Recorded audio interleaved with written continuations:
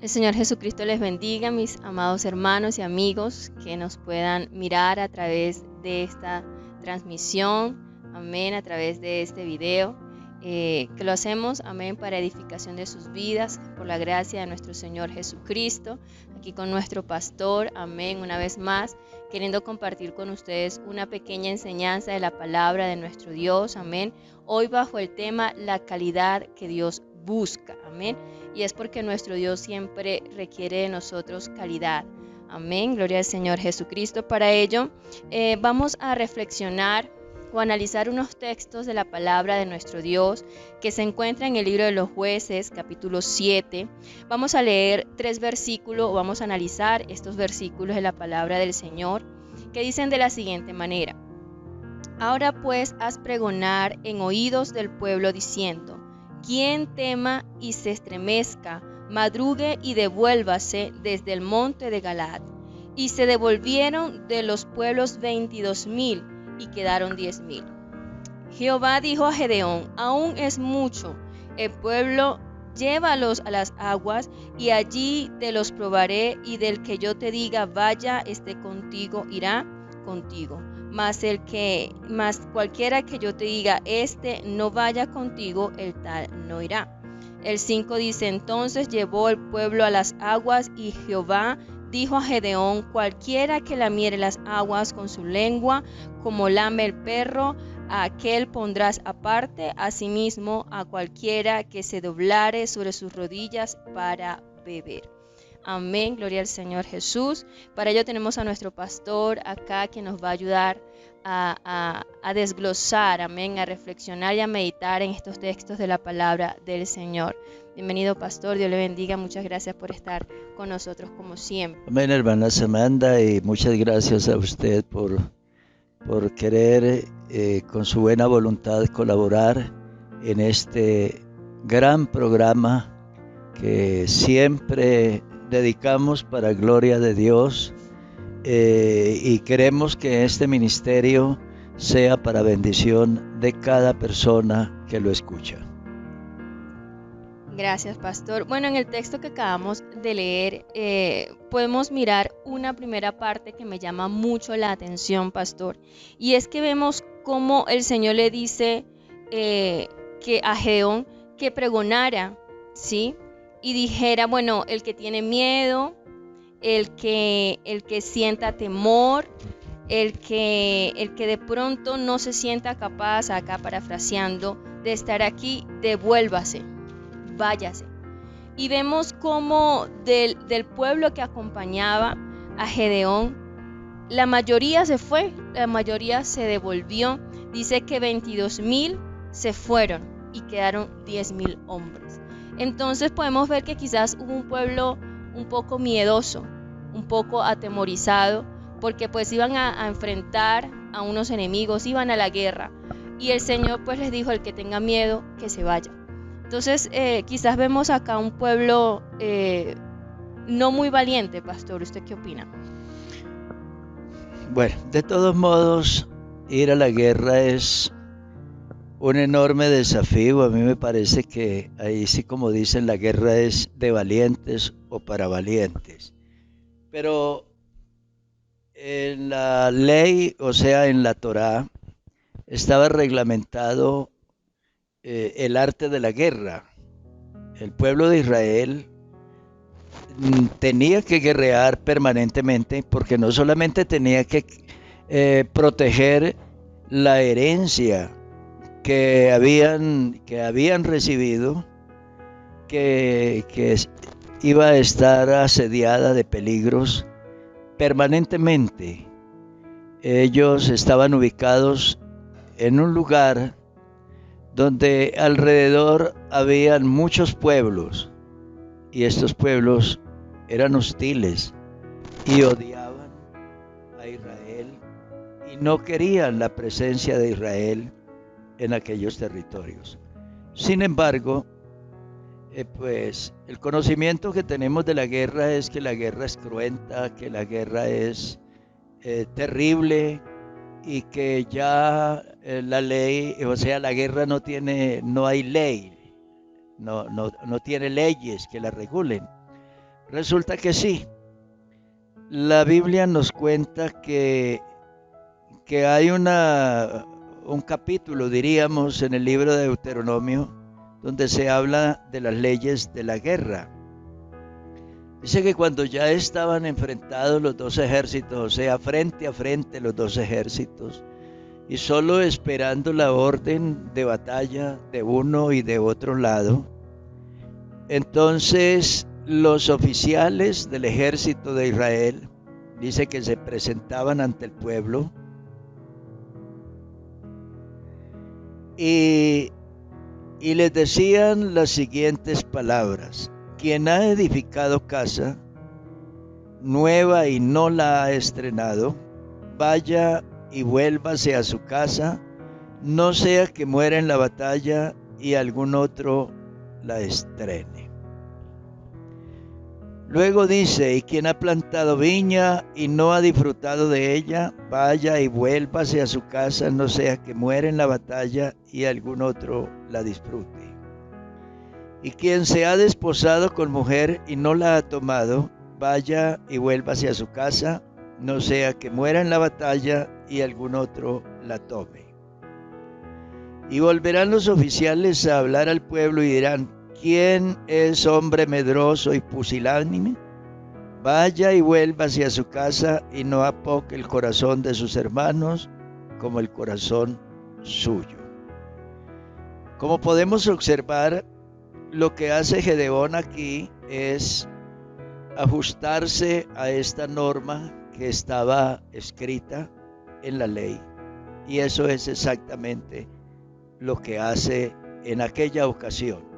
Había un ejército muy numeroso, seguramente 30 o 40,000, mucha gente había alistada en el campo de batalla, pero en realidad a veces las guerras no siempre se ganan por la multitud de los que van a la guerra. No son siempre las multitudes las que definen, a veces son otras razones, otras causas, y hay que atribuir el éxito de una guerra a una cantidad de condiciones, y eso es lo que Dios y Gedeón están buscando aquí. Una enorme multitud, pero viene la duda: ¿y será que esta gente sí está preparada? ¿Será que con estos sí vamos a alcanzar el objetivo que queremos? Era la libertad del pueblo, era la tranquilidad de la nación, era librar a la nación de un yugo opresor. Pero ¿será que esta gente sí está dispuesta a darlo todo para alcanzar el objetivo que queremos? Creo que a eso es que llega esa prueba que vemos aquí. Gracias, pastor. Sí, efectivamente, podemos remitirnos ahora al siguiente versículo, que es el versículo número 4, donde el Señor dice: bueno, todavía hay mucho pueblo, vamos entonces ahora a probar a estos 10,000 hombres que quedan. Y el Señor hizo como una especie de filtro, mirar si efectivamente estos hombres eran capaces, o mirar cuántos hombres iban a ser capaces o calificaban para ir a la guerra. Y vemos como el Señor le dice a Gedeón: llévalos a tomar agua. Entonces parece ser que estos 10,000 hombres se pudiera decir en un principio que eran valientes, porque no se fueron cuando el Señor en un principio les dijo: bueno, los que tengan miedo váyanse, sino que estos 10,000 hombres fueron los que quedaron. Entonces pudiéramos decir que parece ser que era un pueblo valiente, pero a pesar de eso el Señor quería probar si realmente eran un pueblo valiente y calificaban para enfrentarse a los enemigos. Entonces vemos la forma en que Dios los probó, pastor. ¿Qué tiene que decirnos respecto a esto? Bueno, usted citó la palabra filtro y yo voy a tomarla para mí. en esta respuesta. Creo que encontramos aquí, diríamos, dos filtros. El primero ya está dicho: quien tenga miedo y se estremezca, váyase rapidito, salga del campo de batalla y necesitamos que se vaya. Es una manera de saber, bueno, con quién quedamos, con quién contamos. Es cuando en ese primer filtro 22,000 de ellos inmediatamente abandonan las filas y se van para su casa. En el segundo filtro encontramos a 10,000 guerreros. Ahora son llevados a un arroyo y había diríamos, una forma de probarlos, y esa forma era secreta. Solo lo sabía Dios y Gedeón y seguramente alguno de sus más cercanos colaboradores, porque era la manera de seleccionar. Eran 10,000, de todos modos era mucha gente. Entonces el método fue sencillo y había que estar vigilante en esto. Dice la Biblia que uno era lamer el agua como lame el perro. A esos los ponían a un lado. Y el otro se arrodillaba para beber, para tomar el agua. Lo ponían al otro lado. Y los que llevaron el agua a la boca y lamían como el perro solamente fueron 300. Los otros 9,700, según esta suma que aparece aquí, se arrodillaron. Entonces esas personas inmediatamente fueron regresados nuevamente a sus hogares, a sus casas. De pronto decimos, bueno, ¿por qué y para qué esto? Bueno, era necesario. Era necesario porque de otra manera la guerra iba a ser muy, muy terrible. Iba a ser una guerra encarnizada de dos ejércitos enfrentados en una guerra a muerte, donde no había, diríamos, un espacio para claudicar. Cuando ya se entraba en el fragor de la guerra, no había espacio ya para la claudicación. Entonces, Gedeón, ¿de qué le servía llevar un ejército tan numeroso para que 22,000 de ellos quedaran postrados en el campo de batalla? Porque se iban a morir, porque allí los iban a matar. Seguramente los iban a matar. Y luego los otros casi 10,000, ¿para qué servían en el campo de batalla? Si al fin de cuentas, en lo duro de la guerra, en lo más difícil, en lo más decisivo de la guerra, iban a huir, a salir corriendo. ¿Para qué servía? En realidad no valía la pena llevar a esa gente. Lo mejor era que se fueran. Y quedan 300. Con esos 300, dice Dios, usted, Gedeón, logrará el objetivo. Con esos 300 se alcanzará y se obtendrá la victoria. Y con esos 300 investidos de una fortaleza de hierro, de una capacidad de hierro, con esos 300 usted vencerá. Entonces, es lo que tenemos ahí. Amén, pastor, amén. Hay algo que me llama la atención y es la forma en cómo Dios los probó. Usted lo decía, los llevó a tomar agua, y la forma en que ellos tomaron agua fue lo que determinó realmente que fueran escogidos para ir a la guerra. ¿Por qué quizás Dios escogió esta manera, o qué hay detrás de esta forma en que ellos tomaban el agua? Bueno, los 300 que llevaban el agua a la boca, como el perro, como lame el perro, pues usted observa que no se doblega, no dobla la rodilla, no se doblega. Los otros se doblegaban lo suficiente para beber el agua.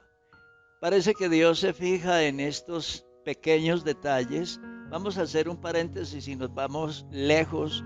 Cuando Elías está metido en una cueva, va derrotado porque una mujer lo amenaza de muerte y él lo único que encuentra a la mano es huir. Y encuentra una cueva, se mete allí. Estaba deseando morirse, deseando que le diera un infarto y morirse y acabar con todo. Y es cuando Dios viene y le dice: ¿qué haces ahí, Elías? Y él dice: he sentido un vivo celo por Jehová de los ejércitos, porque los hijos de Israel se han comportado de una manera muy grosera con Dios y con las cosas de Dios. Han derribado sus altares, han matado a sus profetas, y solo yo he quedado y me buscan para quitarme la vida. Y mire la respuesta que le da Dios en ese momento. Le dice: no, Elías, usted se equivoca, está equivocado, eso no es verdad. Me he reservado 7,000 que no han doblado sus rodillas ante Baal. Eran 7,000 que en medio de una encarnizada persecución por todo el país, una persecución a muerte, contra todos los profetas de Dios, las congregaciones de Dios, contra todo lo que era de Dios y de la fe israelita, era una persecución muy cruenta. Sin embargo, en medio de todo eso, 700 personas no se habían doblegado, o sea, no habían renunciado a la fe, se habían sostenido fieles, a pesar de que esa fidelidad podía significarles perderlo todo, incluso hasta la vida. Entonces, eso es lo que Dios necesita en la vida cristiana. En la vida cristiana Dios también necesita hombres y mujeres totalmente decididos a darlo todo por la fe, a darlo todo por amor al nombre del Señor. Máxime cuando Jesús dijo: y seréis aborrecidos por causa de mi nombre, pero el que perseverare hasta el fin, este será salvo. Entonces, es bien sabido que la persona que llega a las filas de Dios llega no solamente a gozar o con la idea de tener privilegios, también tiene que sacrificar muchas cosas por causa del nombre del Señor. Ya para terminar, en el texto que está en el libro de 2 de Corintios, capítulo 13, versículo 5, que dice de la siguiente manera: examinaos a vosotros mismos si estáis en la fe, probaos a vosotros mismos. ¿O no os conocéis a vosotros mismos, que Jesucristo está en vosotros, a menos que estéis reprobados? Habla acerca de que nosotros también tenemos que examinarnos y saber de qué calidad estamos hechos. Amén. Si realmente, como le decía a usted hace un momento, pastor, de que en nuestra fe, qué tan firme estamos, cómo estamos en nuestra vida cristiana, y si realmente pasamos la prueba de esos filtros, esas pruebas de calidad que el Señor seguramente pone en nuestras vidas. Parece que a Dios le interesa bastante, pues, que nosotros seamos lo demasiado cautelosos en esto, y Dios espera que nosotros seamos sinceros, que nosotros mismos tomemos la decisión de autoexaminarnos. ¿Cómo podía Gedeón saber si esos 22,000 guerreros tenían miedo? ¿Cuántos psicólogos o psiquiatras se hubieran necesitado allí para pasar una prueba? ¿Y cuánto hubiera demorado y cuánto hubiera costado pasar por el consultorio de un psicólogo a tanta gente. Entonces Dios, para querer minimizar los costos en tiempo, en dinero y en recursos de toda índole, entonces le dice, mire, hagamos una cosa, cada uno va a autoprobarse a sí mismo. El que tenga miedo y se estremezca, simplemente váyase. Entonces comenzaron a salir, a abandonar las filas y a irse. Bueno, ya. Entonces lo que está diciendo aquí el Evangelio, el apóstol San Pablo es, mire, en la iglesia no hay sistemas de inquisición o sistemas policivos para perseguir, para vigilar, para mirar el estado, la condición de la persona. Cada uno estamos en la iglesia y somos lo que somos y nos comportamos de la manera que nos comportamos porque son los dictámenes de nuestro propio corazón y de nuestra propia conciencia. Entonces lo que está diciendo el Señor, mire, maneje todo dentro de su conciencia y haga lo que su conciencia le dicte. Si usted quiere ser un cristiano mundano, un pecador, pues entonces no necesita estar en una iglesia, simplemente allá en el mundo hay hartos pecadores. Pero por el otro lado, si usted quiere estar en la iglesia, entonces aténgase a los dictámenes de su conciencia. Su conciencia le pide ser un buen cristiano, honesto, consagrado, decente, juicioso, colaborador, respetuoso, generoso con la obra de Dios. Obedézcale a su conciencia, deje que la conciencia le ayude en este trabajo de la vida cristiana y en este trabajo de nuestra relación con Dios. San Pablo hablaba mucho de servir a Dios con limpia conciencia. Creo que el libro o la carta a los Hebreos también nos dice, a ver si lo encontramos un poquitico, dice, acerquémonos con corazón sincero, en plena certidumbre de fe, purificados los corazones de mala conciencia y lavados los cuerpos con agua pura, mantengamos firmes sin fluctuar la profesión de nuestra esperanza, porque fiel es el que prometió.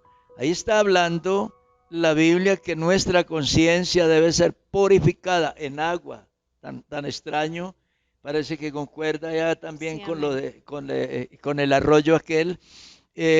Purificada la conciencia de toda mala cosa que la quiera contaminar, y mantener sin fluctuar, sin cobardía, sin vacilaciones, firme nuestra esperanza, nuestra profesión y nuestra fe en el Señor. Amén, gloria al Señor Jesucristo. Bueno, esta es la palabra de nuestro Dios en esta hora, amén. Gracias a Dios porque Él nos permite cada día poder meditar en ella, amén, y compartirlo con todos ustedes. Recordemos que Dios siempre busca de nosotros unos siervos, unos servidores de calidad, personas de calidad, que le sirvamos a Dios con integridad, con sinceridad, como le decía nuestro pastor, con una conciencia limpia, con una conciencia libre, y yo creo que eso es lo que Dios busca de nosotros, amén.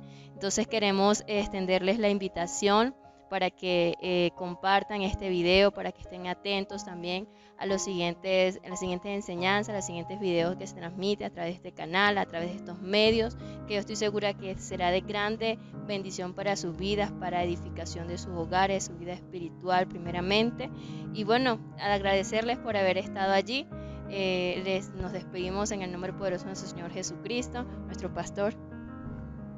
Bueno, hermanos Amanda, muchas gracias, Dios le bendiga, y a todos ustedes, chaito a todos, Dios les bendiga, y nos volveremos a ver en otro programa aquí en el Consejo de Dios.